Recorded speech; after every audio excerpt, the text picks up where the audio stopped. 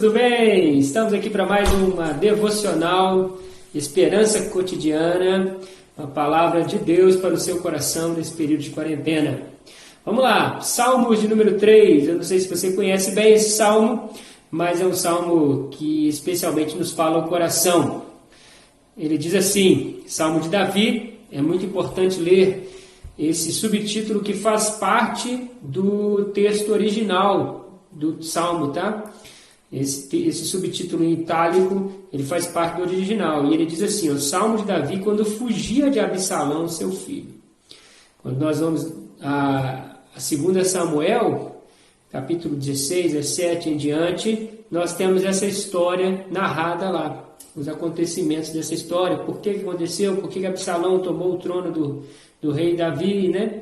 E assim diz o texto, Senhor, como tem crescido o número dos meus adversários. São numerosos os que se levantam contra mim. São muitos os que dizem de mim, não há em Deus salvação para ele.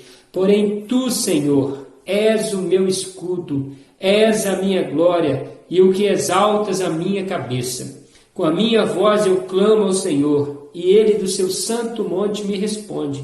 Deito-me e logo pego no sono. Acordo no dia seguinte, porque o Senhor me sustenta.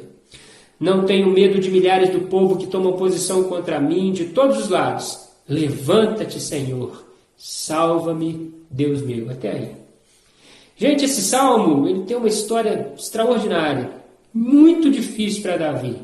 Se a gente acha que estamos passando por alguma situação difícil, imagine Davi nesse episódio que ele escreve esse cântico de adoração, porque os salmos são cânticos de adoração que o povo de Israel usou por muitos e longos anos, que até hoje nós usamos. Ele escreveu esse cântico de adoração, essa oração também, é um cântico em forma de oração, num período difícil da vida dele, que quando 2 Samuel vai explicar, era um período que Absalão tinha estado indignado com o pai, né, tinha fugido da terra de Israel, por matar o irmão. Então, aquela situação toda, e Davi não soube lidar com esses problemas internos muito bem. Davi estava apático. Eu percebo que a trajetória de Davi, logo após a questão do seu pecado e tal, ele se torna um rei apático e um pai apático. E o que acontece é que o filho foge, depois ele retorna, ele não fala nada contra o filho, e aí, meus irmãos, o filho começa a fazer um jogo de cintura político. Durante alguns anos, ele ficou na porta do palácio, trazendo o povo para si, falando mal de Davi. As pessoas iam ao rei julgar as causas que eles tinham, o rei também julgava as causas, e Absalão falava, não, deixa eu te ajudar, porque o rei não quer saber de vocês, ele está lá, tranquilo, de boa. E assim ele foi roubando o coração dos habitantes de Israel. E quando ele percebeu que ele estava com essa hegemonia, o que ele faz? Um golpe de Estado. Rouba o trono do pai. E o pai precisa sair, o pai precisa fugir. Então vamos enumerar aqui alguns problemas que Davi estava passando. Primeiro, ele está no deserto. Ele está morando no deserto. Ele que morava num palácio, está no deserto, já é um problema dos menores, mas é um problema. Um segundo problema, ele estava fugindo, ele estava correndo risco de vida, porque Absalão sabia muito bem que se Davi permanecesse vivo, uma hora ou outra o povo iria perceber e ele ia retornar ao trono, ele não queria isso.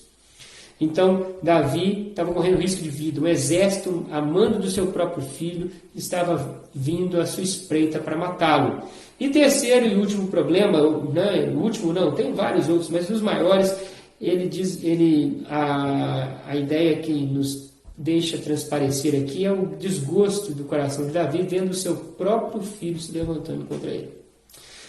Então, imagina você passando pelas suas dificuldades e assim fazendo uma comparação com o que Davi estava vivendo nesse momento. E o que me chama a atenção é que Davi declara um salmo, ele escreve este salmo e ele fala nos primeiros versículos o que estava acontecendo. Ele chega a dizer, são muitas as pessoas que estão dizendo de mim que nem em Deus há salvação para mim.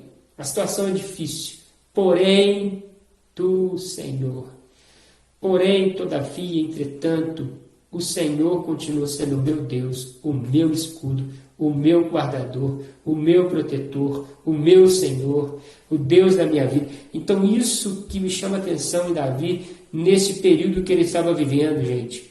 E aí ele vai declarar isso, né, de uma maneira bem prática, um exemplo bem claro, que a gente às vezes lê esse salmo e só lê esse versículo e não percebe todo o contexto que estava na história. Ele diz assim: eu deito-me e logo pego no sono. Acordo no outro dia, porque o Senhor é quem me sustenta. Gente, ele está deitando num lugar que não tinha nem cama. Ele está deitando num lugar que ele estava sujeito aos perigos do dia, da noite, lá, né? Os perigos da noite especificamente. Ele estava deitando num lugar onde ele não tinha nenhuma proteção diante daquele exército que estava vindo para matá-lo e poderia chegar no momento que ele estava dormindo. Mas ele sabia muito bem que Deus tinha permitido aquela situação. Ele sabia muito bem que o mesmo Deus que permitiu era o Deus que estava guardando a vida dele. Ele sabia muito bem que a história não estava chegando ao final. Era um estágio que ele precisava passar.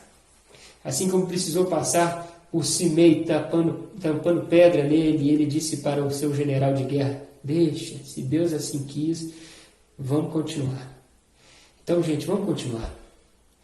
Vamos descansar o coração. Quantas vezes a gente deita na cama, está tão ansioso. Falo por mim mesmo, a gente às vezes fica angustiado, a gente fica preocupado nessa situação toda que nós estamos vivendo, gente. Mas vamos descansar o coração. E vamos orar, porque ele termina o salmo dizendo: levanta-te, Senhor. Ele ora, clama pelo livramento de Deus, e Deus logo responde.